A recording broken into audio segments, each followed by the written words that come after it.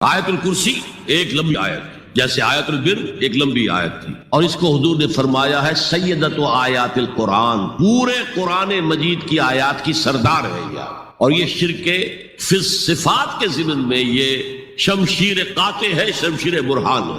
اللہ لا الہ الا ہو الحی القیوم، یہ وہی ہے، قل هو اللہ احد اللہ الصمد الحی، اللہ زندہ ہے لیکن اس کی زندگی کو اپنی زندگی پر قیاس نہ کر۔ تمہیں خوراک کی احتیاج ہے، اسے کوئی ضرورت نہیں۔ ما ارید منہم من رزق وما ارید ان یطعمون، مجھے کوئی احتیاج نہیں کہ مجھے کوئی رزق پہنچائیں، رزق دیں، مجھے کھلائیں، مجھے کوئی ضرورت۔ پھر تمہاری حیات نیند، اونگ، تھکان، ان تمام کمزوریوں کے ساتھ وہ الحی ہے، اپنی ذات میں خود زندہ ہے، حیات اس کی ذاتی ہے، کسی اور نے عطا نہیں کی ہے۔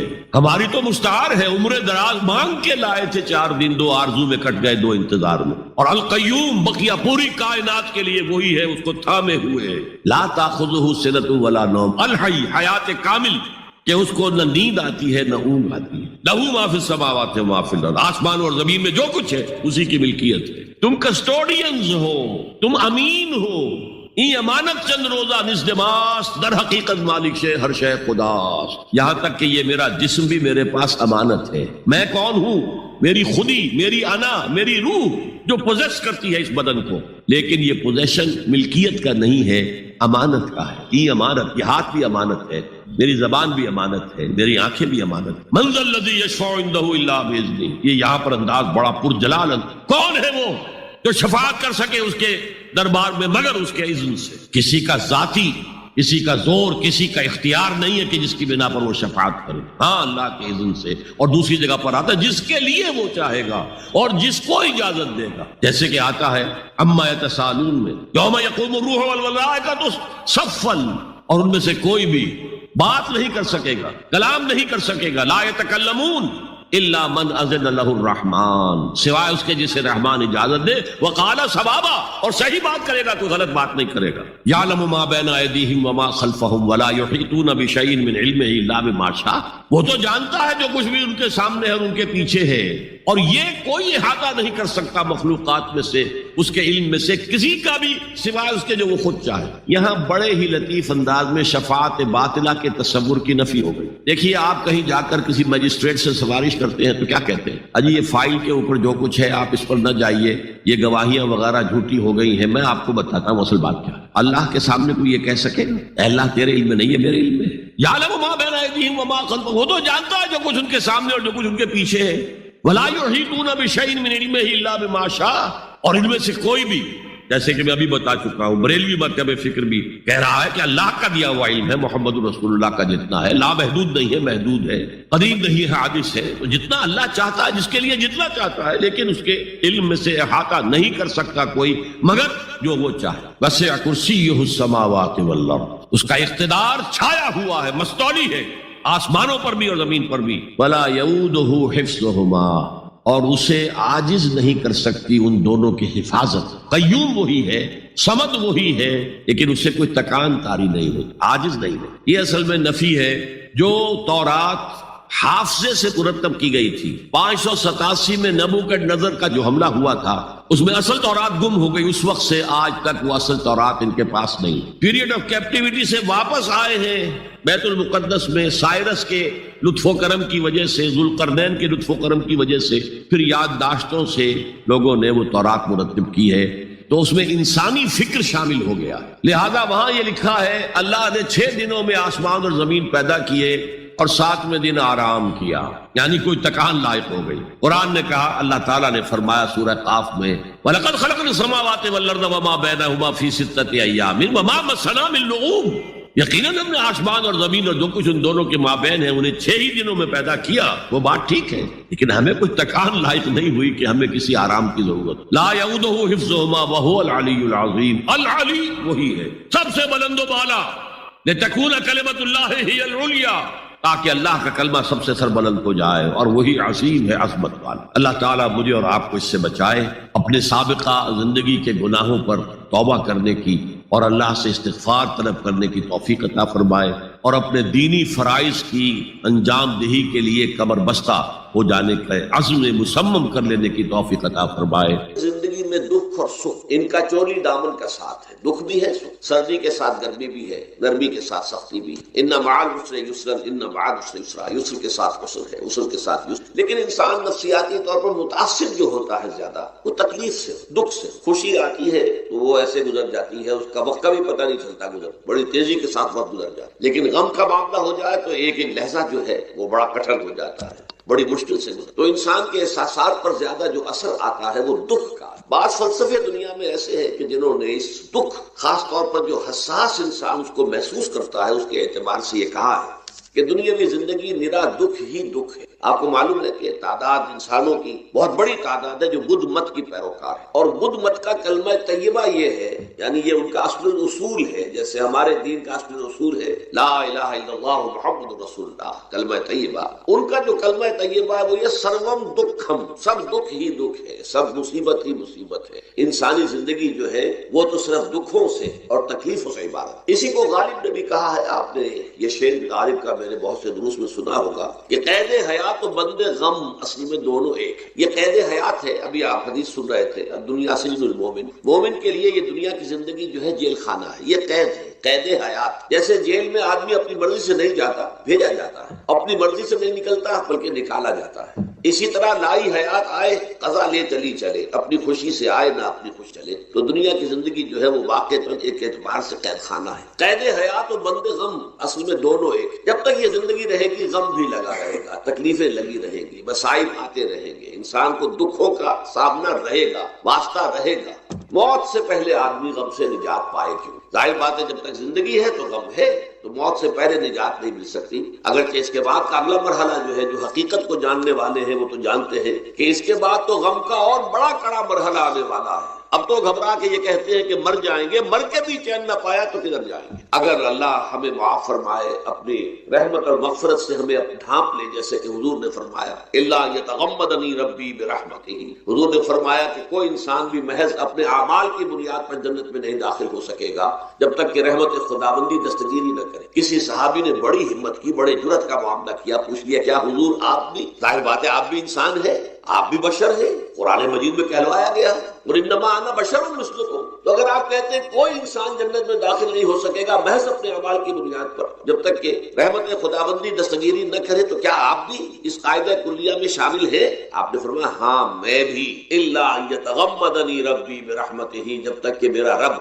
مجھے اپنی رحمت سے ڈھانپ نہیں لے گا میں بھی جنت میں داخل نہیں۔ تو اس اعتبار سے اللہ تعالیٰ وہاں ہمیں بچا لے، لیکن جو وہاں نہیں بچایا گیا، اب ظاہر بات ہے کہ اس کے لیے جو مصیبت ہے وہ تو پھر دائمی ہے، ابدی ہے، دکھ ہی دکھ۔ میں اس کی طرف زیادہ جانا نہیں چاہتا اس وقت، اصل میں میرا موضوع جو ہے وہ اس دنیا میں دکھوں کا علاج۔ اب اس اعتبار سے غور کیجئے، دکھ دو قسم کے قرآن مجید پر جتنا میں نے غور کیا، دکھ ایک تو وہ ہے کہ جو ناگہانی طور پر آ جاتے ہیں، اس میں ہماری کسی غلطی کو دخل نہیں ہوتا۔ وہ کوئی آفت سماوی ہے، کوئی زلزلہ آ گیا ہے، ابھی آپ کو معلوم ہے بھوج جو قصبہ تھا گجرات اسٹیٹ کا انڈیا کا پورا ختم ہو گیا، اس میں بہت سے مسلمان بھی۔ جب کوئی آفت سماوی آتی ہے تو وہ ظاہر بات ہے کہ پھر سب کے سب لوگ اس کی لپیٹ میں آ جاتے ہیں۔ زلزلہ آ گیا، کوئی اور طوفان آ جائے، جیسا کہ کئی مرتبہ آپ نے اخبارات میں پڑھا ہوگا، اس سال امریکہ میں بہت طوفان آئے ہیں، مشرقی ساحل پر بار طوفان، وہاں بھی لوگ مرتے ہیں، وہاں بھی چھتیں اڑ جاتی ہیں، وہاں بھی تباہی جو ہے آتی ہے۔ تو اس حوالے سے ایک تو ہے وہ ناگہانی آفات، آفت ارضی ہو یا آفت سماوی ہو، زلزلہ ہے یا آفت ارضی ہے،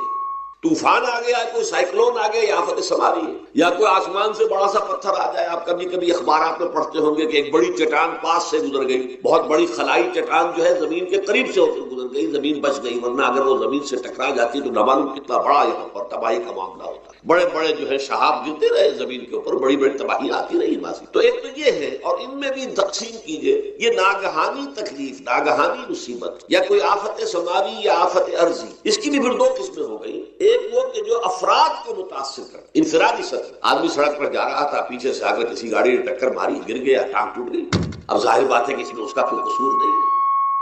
یہ اللہ تعالیٰ کی طرف سے بات آ گئی ہے؟ یا یہ کہ کوئی اگر اجتماعی سطح پر آیا جیسا کہ زلزلہ ہے یا جیسا کہ کوئی سائیکلون ہے، کوئی بڑا طوفان ہے، بہت بڑے فلڈز آ گئے ہیں، اس وقت بھی موزمبیق میں بہت بڑا فلڈ آیا ہوا ہے، ساؤتھ افریقہ میں، اور افریقہ میں پچھلے سال بھی بہت بڑا فلڈ آیا، بڑی تباہی آ رہا، تو یہ آفت سماوی یہ ظاہر بات ہے کہ اجتماعی سطح پر آتی ہے، بڑی بڑی مقدار میں تعداد میں لوگ متاثر ہوتے ہیں، لاکھوں لوگ بے گھر ہو جاتے ہیں، ہزاروں آدمی مارے جاتے ہیں۔ تو پہلی شکل جو ہے دکھ کی، جیسا کہ میں نے عرض کیا، وہ ناگہانی دکھ، کوئی آفت عرضی، کوئی آفت سماوی، خواہ وہ انفرادی ہو خواہ اس کے ضمن میں کیا علاج ہے؟ ظاہر بات ہے کہ اس کا علاج یہ تو نہیں ہو سکتا کہ آپ اس کو ختم کر سکیں۔ انگریزی کا ایک محاورہ ہے، what cannot be cured must be endured۔ جو چیز جو ہے جس کا علاج نہیں ہو سکتا وہ تو برداشت کرنی پڑے گی۔ بعض بیماریاں بھی ایسی ہیں، ڈائبٹیز ہو گئی ہے، شوگر کا مرض ہو گیا، ڈاکٹر آپ کو بتائے گا کہ بھائی اب یہ مرض جائے گا نہیں، اب آپ کو اس مرض کے ساتھ ہی اپنے آپ کو ایڈجسٹ کر کے اپنی غذا وغیرہ اس کے مطابق طے کر لیجیے، ورنہ یہ کہ یہ نہ سمجھیے کہ یہ مرض چلا جائے گا۔ تو what cannot be cured must be endured۔ لہذا ان آفت سماوی و عرضی، چاہے وہ انفرادی سطح پر متاثر کرتی ہوں انسانوں کو اور چاہے اجتماعی سطح پر، اس کا تو علاج ایک ہی ہے۔ عربی میں بھی ایک محاورہ یہ ہے کہ کسی نے پوچھا تھا کہ بچھو کے کاٹے کا کیا علاج ہے؟ البکاء الی الصباح، رات کو اگر کاٹا ہے کسی بچھو نے تو روتے رہو صبح تک، یہ علاج ہے، اس کا اور کوئی علاج ہے ہی نہیں۔ تو جو چیز لا علاج ہے اسے برداشت کر، گویا کہ یہاں جو اصل شے ہوگی کہ دنیاوی آفات، عرضی و سماوی آفات، ناگہانی آفات، ناگہانی مصیبتیں، ان کے ضمن میں ہمیں ایسی شے کی ضرورت ہے جو ہمارے اندر برداشت پیدا کرے، اس کو جھیلنا آسان بنا دے، ہم اس کی وجہ سے بجھ کر نہ رہ جائیں، ہماری ہمتیں جواب نہ دے جائیں، ہمارا ارادہ ختم نہ ہو جائے، ہمارا حوصلہ پست نہ ہو جائے، بلکہ برداشت، جھیلنا ہو، تحمل۔ ابھی بھٹر صاحب کہہ رہے تھے اللہ تعالیٰ ذرا سا متحمل ہے، میں نے کہا یہ بہت غلط بات کہہ رہے، اللہ بہت متحمل، وہ ذرا سا تو یوں سمجھیے کہ ان کے کہنے کے انداز میں یہ بات آ گئی، ذرا سا رحیم بھی ہے، نہیں وہ بہت رحیم ہے، بہت متحمل ہے، بہت حلیم۔ لیکن یہ کہ ہمیں یہ جو آفات سماویہ اور عرضیاں ہیں جو ہمارے اوپر آ جاتی ہیں اللہ کی طرف سے، ان کے ضمن میں ذہنی ایک ایٹیچیوڈ پیدا ہو جائے، سوچ کا ایک خاص رخ بن جائے، انسان کے احساسات ایک خاص طرز پر ڈھل جائیں، تو پھر ان کو برداشت کرنا آسان۔ اور وہ کیا ہے؟ وہ ہمارے ایمان کا لازمی تک۔ ایمان ہمیں یہ بتاتا ہے کہ کوئی مصیبت زمین میں آتی ہے نہ تمہاری جانوں پر آتی ہے بغیر اذن رب۔ جو کچھ آ رہا ہے اللہ تعالیٰ کے فیصلے سے آیا ہے، یہ کوئی اندھا بہرا مادہ نہیں ہے، یہ کوئی اندھا بھینسا نہیں ہے کہ اس نے آ کے آپ کو ٹکر مار دی ہے، نہیں، یہ تو سمیع و بصیر، علیم و خبیر اللہ اور حکیم اور قدیر اللہ کا فیصلہ ہے۔ لہذا یہ من جانب اللہ ہے، اس کو تم سمجھو کہ اللہ تعالیٰ کی طرف سے ہے۔ اور جب اللہ کی طرف سے ہے تو سورہ آل عمران میں فرمایا بیدہ الخیر، اس کے ہاتھ میں تو خیر ہی خیر ہے، یعنی بظاہر تمہیں محسوس ہوتا بھی ہو کہ یہ میرے لیے تکلیف دہ بات آ گئی ہے تو اس کو یوں سمجھو کہ اس کا نتیجہ جو میرے حق میں نکلے گا وہ خیر ہوگا۔ فوری طور پر تو تکلیف ہے، مجھے اچھی نہیں لگ رہی، ناگوار ہے، لیکن نتیجہ اس کا خیر نکلے گا۔ جیسے بچہ بیمار ہے، ماں اسے دوا پینے پر مجبور کر رہی، کڑوی دوا ہے، وہ تو سمجھتا ہے مجھ پر بڑا ظلم ہو رہا ہے، یا آپ لے گئے اسے ڈاکٹر کے ہاں ٹیکا لگوایا ہے، وہ تو چیخ رہا ہے، رو رہا ہے، لیکن آپ کو معلوم ہے، کاش اسے بھی معلوم ہو جائے کہ میرے خیر کے لیے، میرے بھلے کے لیے۔ اگر اسے یہ معلوم اور محسوس ہو جائے تو اس کی تکلیف اس کے اندر بہت کمی آ جائے گی، وہ سہار لے گا، اس کو وہ برداشت کرے۔ اس حوالے سے اس کا جو ہمارے دین میں اس کا نام ہے، اس ذہنی کیفیت کا، ان احساسات کا، اسے ہم کہتے ہیں تسلیم و رضا۔ جو کچھ آ رہا ہے اللہ کی طرف سے آ رہا ہے، لہذا سر تسلیم خم ہے، اے اللہ ہم قبول کر، رضا، ہر حال میں تیری رضا پر راضی، جو تیرا فیصلہ ہے ہمیں بصر و چشم قبول ہے، تسلیم و رضا۔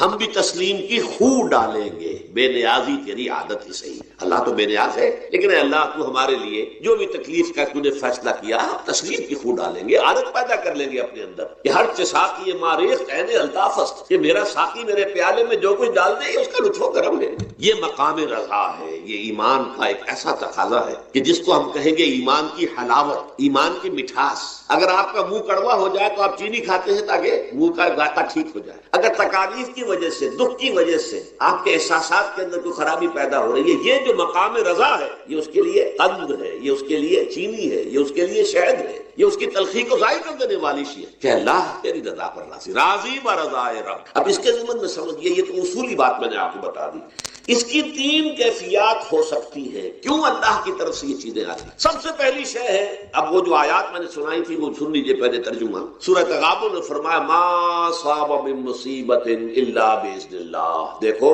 کوئی مصیبت تم پر نہیں آ سکتی، نہیں آتی مگر اللہ کے اذن. ومن یؤمن باللہ، اور جو شخص اللہ پر ایمان رکھتا ہو یہد قلبہ، اللہ اس کے دل کو ہدایت دے دیتا ہے، اس کے دل کو سکون عطا کر دے، وہ راضی برضائے رب ہو جائے، اس میں شکوہ نہیں رہتا، اس میں شکایت نہیں ہوتی، اس میں تلخی نہیں ہوتی. کیوں ہو گیا، کیسے ہو گیا، کیوں ہو گیا، نہیں ہونا چاہیے. نہیں، یہ سارا جو پیچ آدمی کھاتا رہتا ہے نا اندر ہی اندر، وہ جو پیچ کھا رہا ہے، اس سب پیچ سے نجات نہیں گئی. برو کشید سے پیچا کہ ہستمود مرا، چے اقدہا کے مقام رضا کشود مرا. یہ پیچ کھانا جو ہے، پیچا کے ہستمود، اس سے اللہ تعالیٰ نے مجھے نجات دے دی ہے مقام رضا کے ذریعے سے. کتنے بڑے بڑے عقدے میرے حل ہو گئے اس مقام رضا سے. چے اقدہا کہ مقام رضا کشود میرے تو بہت سے عقدے اس سے حل ہو گئے. اس حوالے سے ایک موٹی بات تو یہ ہو گئی، لیکن اب اس کو تین حصوں میں تقسیم. پہلی بات یہ کہ یہ اللہ کی طرف سے آزمائش کے طور پر، آزمائش میرا بندہ اس پر صبر کرتا ہے یا نہیں، یا میرے خلاف بکواس کرنے پر آمادہ ہو جائے. اللہ تو ایسا ہے،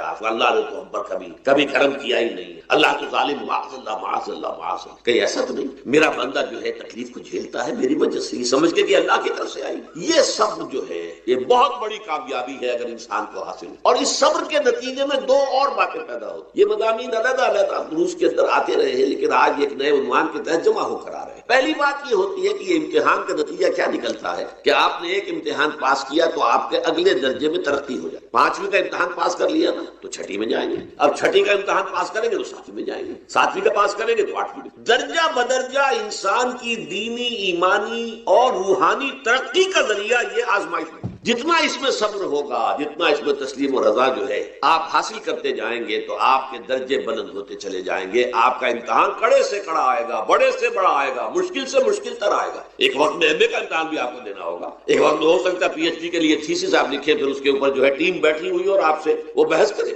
جرا کرے آپ سے، وہ بھی کرنا ہوگا. لیکن یہ کہ اگر پرائمری میں فیل ہو گئے تو اس کا سوال ہی پیدا نہیں ہوتا کہ کبھی آپ ایم اے کا یا پی ایچ ڈی کا تھیسس بھی لکھیں. اور اسی کو دوسرے انداز میں کہا گیا ہے قرآن مجید میں وَلَيُبْلِيَ الْمُؤْمِنِينَ مِنْهُ بَلَاءً حَسَنًا. اصل میں ابلا کہتے ہیں، بلا یبلو جو ہے عربی زبان میں آتا ہے آزمانا. خلق الموت والحیات لیبلوکم ایکم احسن عملا. یہی معنی ابتلا کے میں، ابتلا یبتلی آزمانا. ابلا یبلی جو آتا ہے باب افعال سے، اس میں آتا ہے کسی کو کسی تکلیف میں ڈال کر اس کو نکھارنا، کہ اس کا جوہر نکھر جائے، اس کے اندر جو خیر ہے وہ اور چمک جائے، لوگوں کو بھی معلوم ہو جائے کہ یہ شخص اس مقام کا اہل ہے، اس کے اندر یہ صلاحیت ہے، اس میں یہ قوت. یہ حدیث مسلم شریف کی ہے اور اس کے راوی ہیں ابو امامہ باہلی رضی اللہ تعالی عنہ. قال، انہوں نے فرمایا سمعت رسول اللہ صلی اللہ علیہ وسلم یقول، کہ میں نے خود سنا اللہ کے رسول صلی اللہ علیہ وسلم کو یہ فرماتے ہوئے اقرأوا القرآن، لوگوں قرآن پڑھا کرو. فإنه يأتي يوم القيامة شفيعا لأصحابه، اس لیے کہ یہ قرآن قیامت کے دن سفارشی بن کر آئے گا اپنے لوگوں کے لیے، یعنی ان لوگوں کے لیے جنہیں قرآن سے محبت رہی زندگی میں، جو قرآن کو پڑھتے رہے، قرات کرتے رہے، اس سے دلچسپی رکھتے رہے، اس کا مطالعہ کرتے رہے، اس پر غور و فکر کرتے رہے. اصحاب قرآن والے، قرآن کے لوگ. اقرأوا القرآن فإنه يأتي يوم القيامة شفيعا لأصحابه. اس کے بعد اب آپ نے مزید یوں سمجھیے کہ یہ عام پر خاص کا اضافہ ہے. اقرأوا الزہراوین، خاص طور پر دو نہایت تابناک اور روشن صورتوں کی قرات کیا کرو، پڑھا کرو دو نہایت تابناک اور روشن صورتوں کو. البقرہ و آل عمران. وہ زہراوین کو کیا ہے؟ البقرہ اور آل عمران. یہاں گویا کہ معین کر دیا حضور صلی اللہ علیہ وسلم نے ان دونوں صورتوں کے لیے ایک عنوان نہایت تابناک صورتیں.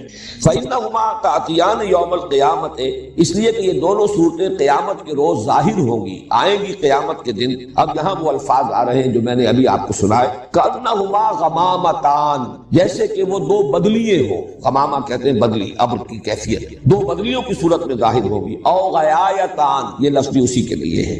او کأنہما فرقان من طیر صواف، یا یہ پرندوں کی دو ٹکڑیاں ہوں گی. تو حاجان عن صاحبہما، اور یہ دونوں جھگڑیں گی، محاجہ کریں۔ محاجہ یہ ہوتا ہے کسی کی طرف سے مدافعت کرنے میں تکرار کر کے بات کرنا، دلیل پر دلیل دینا۔ تو جو بھی ان دونوں صورتوں سے خصوصی شغف رکھنے والے لوگ ہوں گے، وہ لوگ کہ جو ان دونوں صورتوں کو پڑھنے والے ہوں گے، ان سے محبت کرنے والے ہوں گے، صاحب ہما، ان دونوں سے تعلق رکھنے والے لوگ، ان کی طرف سے وہ جھگڑیں گے، وہ ان کی سفارش کریں گے۔ تو اس میں غمامتان، غیایتان، فرقان، یہ الفاظ اور زہراوین، یہ الفاظ جو ہیں اس حدیث کے اندر آ گئے ہیں۔ یہ تو ہے مسلم شریف کی روایت، اور ایک اس میں جو دوسری روایت آئی ہے اس میں الفاظ یہ آئے ہیں۔ یہ روایت جو ہے یہ بھی مسلم شریف کی ہے، حضرت نواس بن سمعان رضی اللہ تعالی عنہ قال سمعت رسول اللہ صلی اللہ علیہ وسلم یقول، وہ بھی فرماتے ہیں کہ میں نے خود سنا اللہ کے رسول صلی اللہ علیہ وسلم کو یہ فرماتے ہوئے،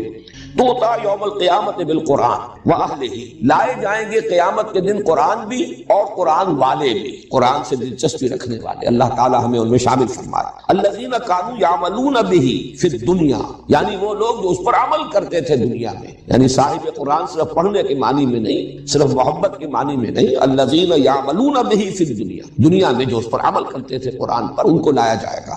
تقدمہ سورۃ البقرہ وآل عمران، اور آگے آگے چل رہی ہوگی قرآن مجید جب لایا جائے گا تو آگے آگے ان میں سورہ بقرہ اور سورہ آل عمران ہوگی۔ وَضَرَبَ لَهُمَا رسول اللہ صلی اللہ علیہ وسلم ثلاثۃ امثال ما نسیتهن بعد، اس کے بعد راوی کہتے ہیں حضرت نواس بن سمعان رضی اللہ تعالی عنہ کہ اس کے بعد حضور نے ان دونوں صورتوں کے لیے کچھ تشبیہیں بیان کی کہ جن کو میں بھول نہیں سکا، یعنی اس قدر خوبصورت تشبیہیں حضور نے دی۔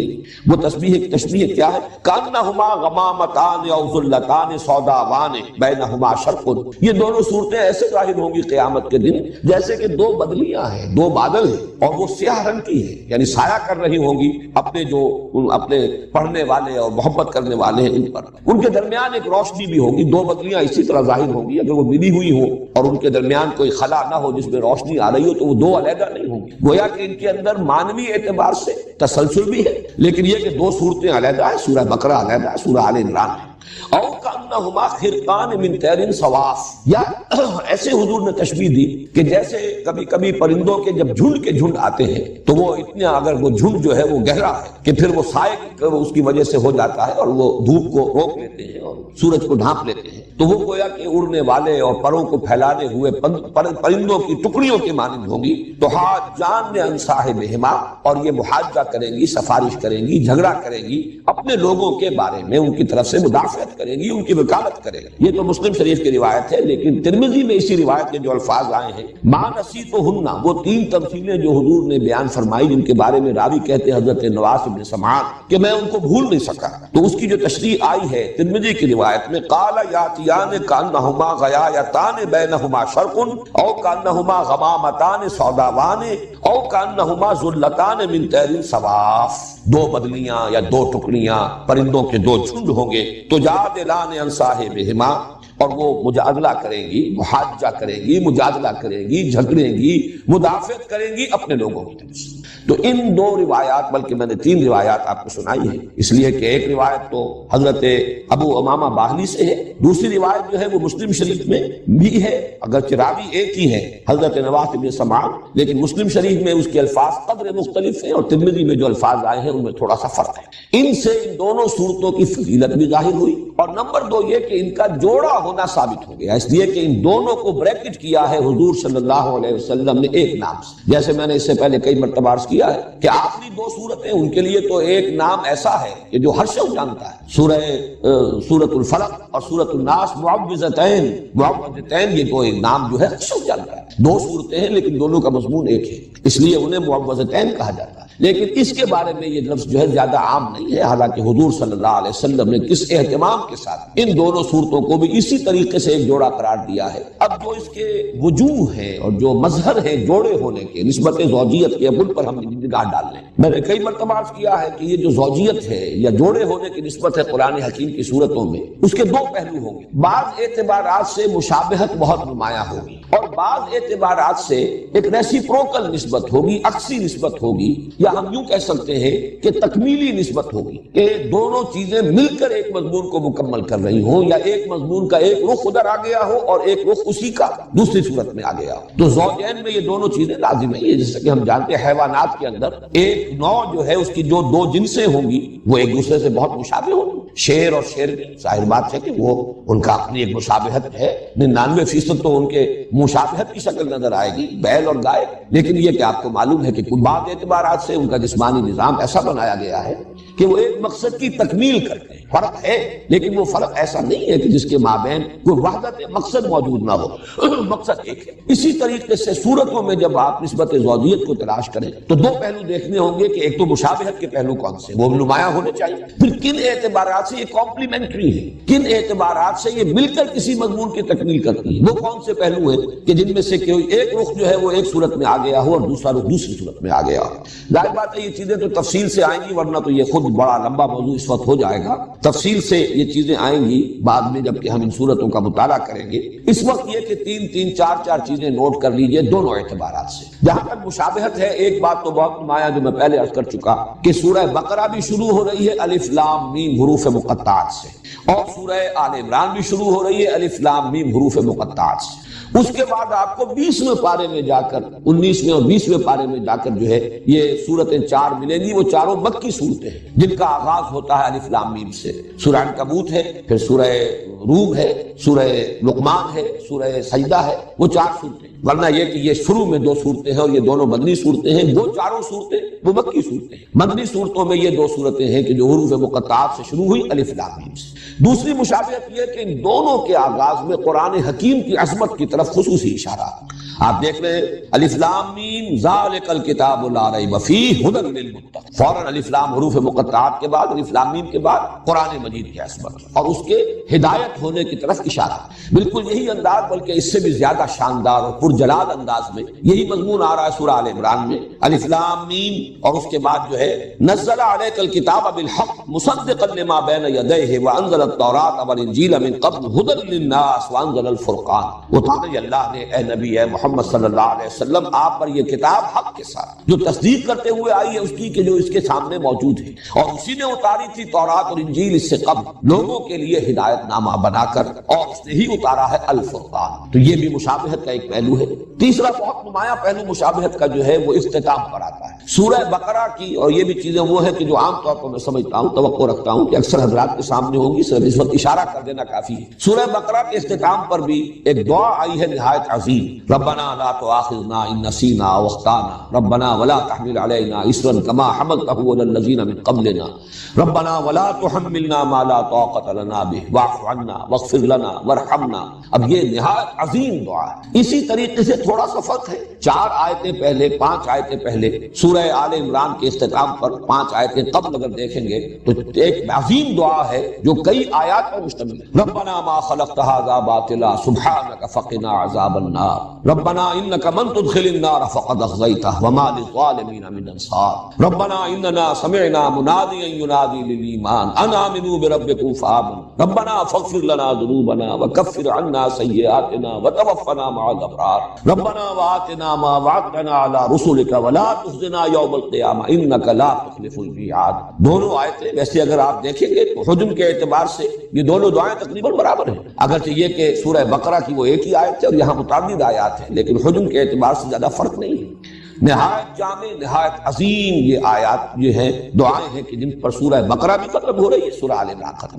تو مشابہت کے پہلو سے میں سمجھتا ہوں کہ صرف ان 3 چیزوں کو صاف سامنے رکھیے۔ اب جو مقاسمت کا یہ تقسیم جو ہے کہ ایک ہی مضمون کے ایک ہی شے کے 2 رخ 2 پہلو ہو اور وہ ان میں تقسیم ہو گئی ہو کہ ایک پہلو آ رہا ہو ایک صورت میں، دوسرا پہلو جو ہے اس پر بحث ہوئی ہے دوسری صورت میں، اس کو نوٹ کر لیجئے 4۔ سب سے نمایاں بات تو یہ جو میں پہلے عرض کر چکا ہوں کہ سورہ بقرہ میں نہایت مفصل گفتگو ہوئی ہے، دعوت بھی دی گئی، اتمام حجت بھی کیا گیا، اور جس کو کہتے ہیں کہ قرارداد جرم بھی ان پر فرض قرارداد جرم وہ بھی عائد کر دی گئی، فرض جرم وہ ہے یہود بنی اسرائیل، یہود سے خطاب کر یا بنی اسرائیل اذکروا نعمتی التي انعمت علیکم۔ لیکن سورہ آل عمران میں یہی معاملہ نصارہ کے ساتھ، ان کی سب سے بڑی گمراہی تثلیث کا عقیدہ، الوہیت مسیح علیہ السلام کا عقیدہ، تو اس میں آپ دیکھیں گے کہ بڑی تفصیل کے ساتھ اس عقیدے کی نفی کی گئی ہے۔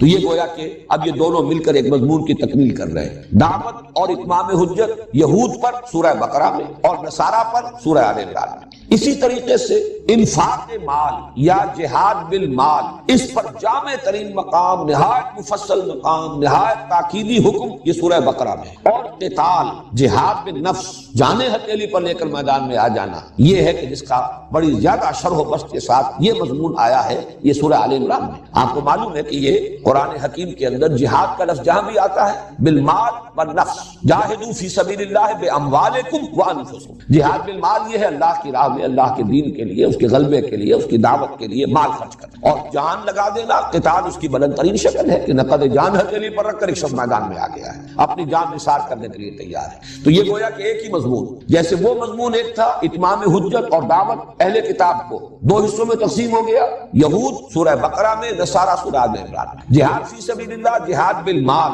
سورہ بقرہ میں، اور جہاد بالنفس اور قتال فی سبیل اللہ یہ سورہ آل عمران میں۔ اسی طرح یہ ذرا ایک لطیف بات ہے، سورہ بقرہ میں زیادہ زور اور زیادہ ایمفیسس ایمان پر ہے، جبکہ سورہ آل عمران میں آپ دیکھیں گے زیادہ زور، زیادہ ایمفیسس اسلام پر ہے۔ اب یہ بھی حقیقت کے اعتبار سے ایک ہی شے ہے، ایمان ایک باطنی کیفیت ہے، یقین کی ایک کیفیت ہے، وہ دل کے اندر ہے، وہ باطن میں ہے انسان کے، اور اسلام اسی کا ظہور خارجی ہے۔ انسان کے عمل میں جو روش ہوگی اس ایمان کی بنیاد پر اس کا نام اسلام ہے۔ لیکن یہ کہ فی الحال یہ بھی اپنی جگہ حقیقت ہے کہ یہ دونوں علیحدہ علیحدہ ہیں، ان کو بالکل ایک شے بھی نہیں کہا جا سکتا، جیسے کہ سورہ حجرات میں ہے قالت الاعراب آمنا قل لم تؤمنوا ولکن قولوا اسلمنا ولما يدخل الايمان في قلوبكم۔ یہ بدو کہہ رہے ہیں، دعویٰ کر رہے ہیں، مدعی ہے کہ ہم ایمان لے آئے، نبی سے کہہ دیجئے تم ایمان ہرگز نہیں لائے، بلکہ یوں کہو کہ ہم اسلام لے آئے، ابھی تک ایمان تمہارے دلوں میں داخل نہیں ہوا۔ تو آپ دیکھیں گے کہ سورہ بقرہ میں شروع میں بھی یؤمنون بالغیب الذین یقیمون الصلاۃ ومما الصلاة ومما رزقناهم ينفقون والذین یؤمنون بما انزل الیک وما انزل من قبلک وبالآخرۃ هم یوقنون۔ پھر 21ویں رکوع میں جا کر بالکل وسط میں پھر لیس البر ان تولوا وجوہکم قبل المشرق والمغرب ولکن البر من آمن باللہ والیوم الآخر والملائکۃ والکتاب والنبیین۔ پھر آخر میں آمن الرسول بما انزل الیہ من ربہ والمؤمنون کل آمن باللہ وملائکتہ وکتبہ ورسلہ۔ اب یہ آپ اندازہ دیکھیے کہ ابتدا، انتہا اور درمیان میں یہ تینوں جگہ پر ایمان کے بارے میں اہمیت کے ساتھ گفتگو ہو رہی ہے۔ اسلام کے بارے میں آپ کو یہی انداز نظر آئے گا سورہ آل عمران میں، ان الدین عند اللہ الاسلام، اور آگے چل کر ومن یبتغی غیر الاسلام دینا فلن یقبل منہ۔ وہاں اسلام پر زیادہ ایمفیسس ہے، یہاں ایمان پر زیادہ ہے۔ ایک اور بات نوٹ کیجئے کہ ایمان کے بھی قرآن مجید میں دو مظہر قرار دیے گئے ہیں عملی۔ ایمان اگر اندر ہے تو اس کا ظہور جب انسان کے عمل میں ہوگا، اس کے دو اہم مظاہر ہیں علیحدہ علیحدہ۔ ایک مظہر ہے نماز، روزہ، تقوی، خشوع، خضوع، ذکر کے اندر لذت کا آنا۔ ایک ہے جہاد، قتال، اللہ کی راہ میں تکلیفیں اٹھانا، صبر، مصابرت، ایثار، قربانی، میدان میں آنا، مقابلہ کرنا، باطل سے پنجہ آزمائی کرنا۔ یہ دو ہیں رخ عمل کے، ایمان کے نتیجے میں یہ دو مظاہر۔ اب آپ دیکھیے کہ اس میں بھی تقسیم ہے۔ سورہ بقرہ کے آغاز میں یہ آیا ھدی للمتقین الذین یؤمنون بالغیب ویقیمون الصلاۃ ومما رزقناہم ينفقون والذین یؤمنون بما انزل الیک وما انزل من قبلک وبالآخرۃ هم یوقنون اولئک علی ھدی من ربہم واولئک هم المفلحون۔ ایک رخ یہاں بیان کر دیا گیا۔ سورہ آل عمران میں دوسرا رخ آ رہا ہے، چنانچہ آخری رکوع کی جو ابھی میں نے آپ جس کی طرف میں اشارہ کر رہا تھا، وہ عظیم دعا کے بعد فاستجاب لهم ربهم انی لا اضیع عمل عامل منکم من ذکر او انثى فالذین هاجروا واخرجوا من دیارهم واوذوا فی سبیلی وقاتلوا وقتلوا لأکفرن عنهم سیئاتهم ولأدخلنهم جنات تجری من تحتها الانہار۔ اور پھر آخری آیت جو ہے وہ بھی اسی مضمون کو نمایاں کر رہی ہے، یا ایھا الذین آمنوا اصبروا وصابروا ورابطوا واتقوا اللہ لعلکم تفلحون۔ صبر، مصابرت، یہ ہے اصل میں وہ چیزیں کہ جن کو نمایاں کیا گیا ہے۔ اللہ کی راہ میں جنگ، تکلیفوں کا جھیلنا، گھر بار چھوڑ دینا، مصائب کو برداشت کرنا، قتال کرنا، قتل کرنا بھی، قتل ہونا بھی، یہ ہے ایمان کا دوسرا مظہر۔ سورہ آل عمران کے اختتام پر یہ دوسرا پہلو، سورہ بقرہ کے آغاز میں پہلا پہلو، اور اسی کی ایک مثال ہے بہت ہی نمایاں قرآن حکیم میں سورہ انفال میں یہ دونوں پہلو جمع کیے گئے، لیکن اس طور سے کہ شروع میں یہ سورہ بقرہ والا پہلو ہے، اور فرمایا گیا وہ لوگ جب اللہ کا نام نام لیا جائے تو ان کے دل لرز جاتے ہیں، نماز قائم کرتے ہیں. یہ ساری کیفیات جو ہیں وہ شروع میں آئی اور فرمایا گیا اولئک هم المؤمنون حقا، یہ لوگ ہیں حقیقی مومن، سچے مومن. آخر میں آیا جو اللہ کی راہ میں جہاد کرتے ہیں، قتال کرتے ہیں، وہ لوگ جنہوں نے نصرت کی، انصار، وہ لوگ جنہوں نے ہجرت کی، یہ لوگ اولئک هم المؤمنون حقا، یہ لوگ ہیں کہ جو سچے مومن ہیں. معلوم ہوا کہ یہ تصویر مومن کی شخصیت کی تصویر جو ہے اس کے دو رخ، دونوں کی تکمیل سے مومن کی شخصیت کا حیولہ صحیح طور پر سامنے آتا ہے، ورنہ وہ یک رخا رہ جائے گا. ایک رخ وہ ہے جو خانقاہوں میں نظر آتا ہے، وہاں وہ جہاد اور قتال نہیں، اللہ کی راہ میں باطل سے پنجہ آزمائی نہیں ہے، لیکن مراقبے ہے. اور وہاں بھی ظاہر بات ہے کہ بہت مجاہدے تو ہوتے ہیں، نفس کشی ہوتی ہے اور وہ مخالفت نفس کے اندر مبالغے بھی ہوتے ہیں، لیکن دوسرا رخ نہیں. اور ایک یہ ہو سکتا ہے کہ مرد میدان تو ہو، لیکن یہ کہ وہ سوز کی کیفیت جو ہے، سوز و ساز رومی جسے کہا اقبال نے، کبھی سوز و ساز رومی کبھی پیچ و تاب راضی. اگر وہ باطنی سوز نہیں ہے، وہ حب نہیں ہے، محبت نہیں ہے اللہ کی اور اس کے رسول کی، تو معلوم ہوگا کہ کھوکھلی سی ایک چیز ہے. یہ دونوں چیزیں مل کر در حقیقت بندہ مومن کی شخصیت کی تصویر کی تکمیل کرتی ہے. اور یہاں جیسا کہ میں نے عرض کیا، سورہ بقرہ کے آغاز میں ایک رخ نماز، زکوٰۃ، ایمان، یقین، خشیت، تقوی، آخرت کا یقین، اور دوسرا رخ جہاد، قتال، ہجرت، مصابرت، صبر، یہ دوسرا رخ ہے جو سورہ آل عمران میں آیا. صرف اسی پر فی الحال اتفاق کریں. اس کے بعد یہ ہے کہ جب ہم ان دونوں صورتوں کا مطالعہ تفصیل سے کریں گے تو یہ اور نکھرتا چلا جائے گا کہ کس طرح یہ دونوں صورتیں مل کر مضمون کی تکمیل کرتی ہیں. یہ صورتوں میں نسبت زوجیت کی ایک نہایت کامل مثال ہے، اور اس کے لیے دلیل میرے پاس سب سے بڑی، اس لیے کہ ہمارے لیے تو سب سے بڑی دلیل محمد الرسول اللہ صلی اللہ علیہ وسلم کا فرمایا ہوا ہے. جس طریقے سے آخری دونوں صورتیں معوذتین ایک نام میں جمع کی گئی، اسی طریقے سے ان صورتوں کے لیے حضور نے الزہراوین، الغمامتین، الغیایتین، الذلتین، الخرقین، الفرقین، یہ تمام الفاظ تثنیہ کے اس لیے استعمال کیے کہ بات واضح ہو جائے کہ یہ دونوں صورتیں جو ہیں یہ مل کر ایک مضمون کی تکمیل کرتی ہیں اور یہ آپس میں جوڑے کی نسبت رکھتی ہیں. اب آئیے سورۃ البقرہ. سورۃ البقرہ کے بارے میں بھی تمہیدی مضامین ہو جائیں، اس کے بعد ہم سلسلے وار لفظ بلفظ مطالعہ شروع کریں گے. سب سے پہلی چیز اس سورہ مبارکہ کے لیے اس کی عظمت. ایک تو عظمت